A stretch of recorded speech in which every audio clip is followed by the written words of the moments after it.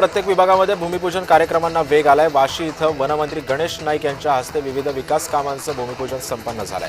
निवडणूक घोषित होण्याआधीच प्रभागातील जनतेला आकर्षित करण्याचा प्रयत्न केला जातोय।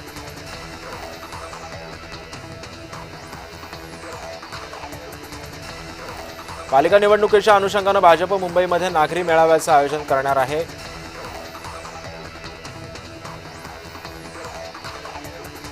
घेण्याचा अधिकार मान्य विधानसभा अध्यक्ष महोदयांचा आहे आणि विधान परिषदेतला निर्णय घेण्याचा अधिकार मान्य विधान परिषद सभापती महोदयांचा आहे। त्यामुळे ते आणि त्या दोघांनी सांगितले की योग्य वेळी निर्णय या बाबतीतला होईल। विरोधी पक्ष नेता नसला म्हणून काय विरोधी पक्षाच्या बोलण्यावर बंधनं मर्यादा येत नाहीत ना।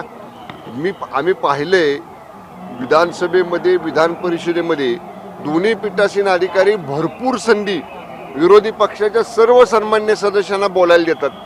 त्यामुळे त्यांनी बोलावं, त्यांचे प्रश्न मांडावेत, सरकारच्या संदर्भामध्ये त्यांची काय भूमिका असेल ती मांडावी।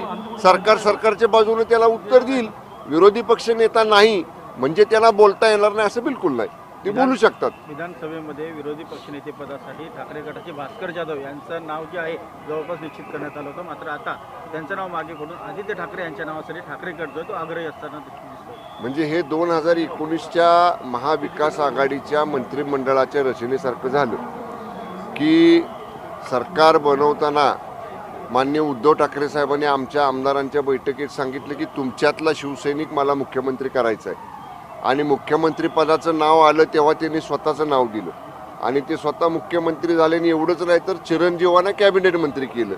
त्यामुळं जर असं आदित्य ठाकरे साहेबांचं नाव विरोधी पक्ष नेतेपदाला पुढे येत असेल तर हा जो काय 2019ला सेना आमदारांना अनुभव आला तसाच अनुभव आता उभाटाच्या आमदारांना येईल।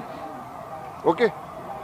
बेळगावमध्ये मराठी नेत्यांची धरपकड सुरू केलेली आहे, तिथे मेळावा होता त्यात बेळगाव ही नेहमीच कर्नाटक सरकार ही सीमावर्तीय भागांमध्ये अशा पद्धतीची दडपशाहीची भूमिका घेत असते।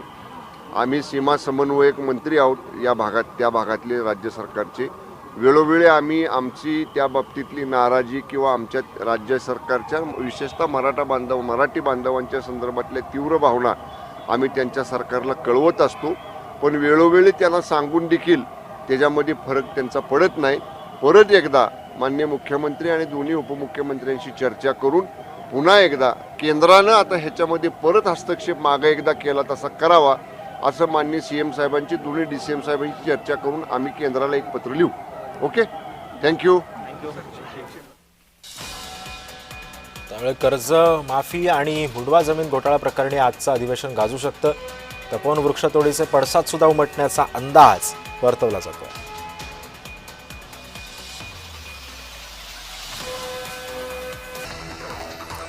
छत्रपती संभाजीनगरचे पालकमंत्री संजय शिरसाट आणि राजेंद्र जंजाळ यांच्यातील वाद आता टोकाला पोहोचला। जंजाळ हे भाजपमध्ये जाणार